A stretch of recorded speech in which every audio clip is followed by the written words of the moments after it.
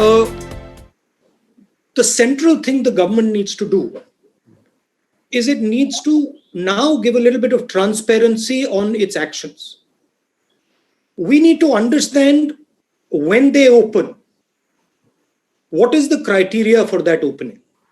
So what are the boxes that they want ticked off before they actually start to open? Number one. And I think it's important that the government tells the people of India that these are the criteria that we're going to be using.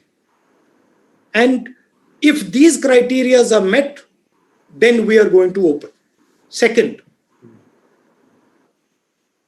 we simply cannot continue without providing support to the people who are suffering as a result of this lockdown. And the thing that is most important to understand that the lockdown is not simply a switching on a key and getting rid of the lockdown. Lockdown requires a number of things to happen. It requires a psychological change. Currently, the disease in India is seen as a very, very dangerous disease. And it is true. The disease is dangerous for certain groups of people. It is absolutely dangerous for older people. It is absolutely dangerous for people with diabetes, heart disease, hypertension, chronic infection, lung infection. But other than that, it is not a dangerous disease. So we are going to have to make a psychological change in the mind of our people. Currently, the people are very scared of the disease. The government, if it wants to open up, it has to turn this fear into a sense of confidence. Otherwise, you can open up and people won't go out. Finally, I'd like to say that the opening up is a transition. It's not an on-off switch, it is a transition. And you have to have a strategy for opening up. And this is what I said in my last press conference. And also I mentioned to the Prime Minister in my letter that please, this is not an on-off switch. This is a massive transition that is required. It will require coordination between state government, central government, DM, everybody. And most important, the people of India. That is the challenge in front of the government now. And let me tell you, it's not a trivial thing. It is a serious challenge, and I would request the government that they view state governments as partners. They view district magistrates as their partners, and that they do not centralize the decision making.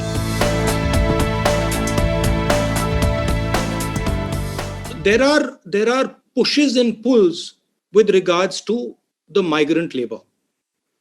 First broad thing that we are saying is take the idea of Nyay and start putting money directly into 50% of India's poor households. Just without thinking of it, just start doing that. It's not going to cost so much. 65,000 crores is what it's going to cost. And it will completely transform the way people are thinking about this current situation, their current situation. Because we have to understand, if you are on daily wages, you do not have choices. You simply do not have a choice. So we have to give them a choice. That's point number one. Point number two is the transfer of migrants.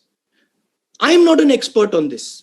So I'm not going to sit and opine what I think about trains. But what I do think is that a conversation between states has to happen.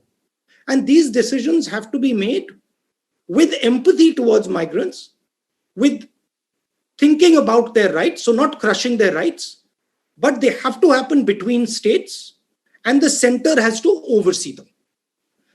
The pain has to be reduced, absolutely. I'm saying that we are in an emergency. We require absolutely the idea of Nike, call it whatever you want, call it something else. Call it Pradhan Mantri Yojana, whatever you want to do. But the idea of injecting immediately 7,500 rupees directly into 50% of Indian households is critical. And it's not such a big price. Second, the idea that we can simply let our job creators drown. This is not feasible.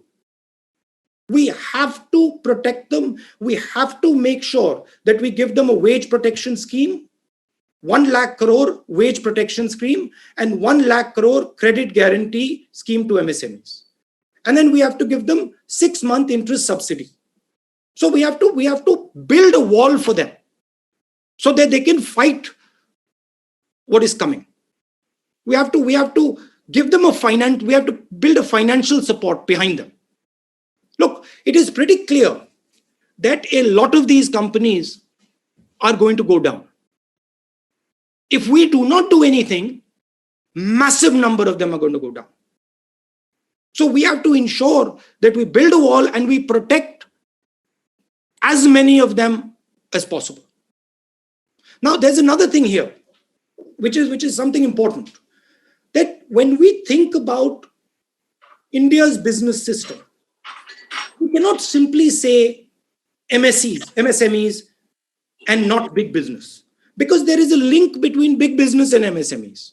Most of the stuff the MSMEs supply goes to big business. So if your big business isn't firing, your MSMEs can't fire. So there has to be a view where we are thinking systemically, where we are working to start the economy, where we are certainly giving much more benefit to the small and medium industry, but we're also keeping in mind that there is a link between large business and small and medium business. And if we suddenly say, okay, only only small business is going to be helped and big business is going to be left to its own devices, we'll actually harm small business as well. Thing to understand in this current situation is everything is connected. And if you want to start the engine, you cannot think of starting just one part of the engine. You've got to start the whole engine.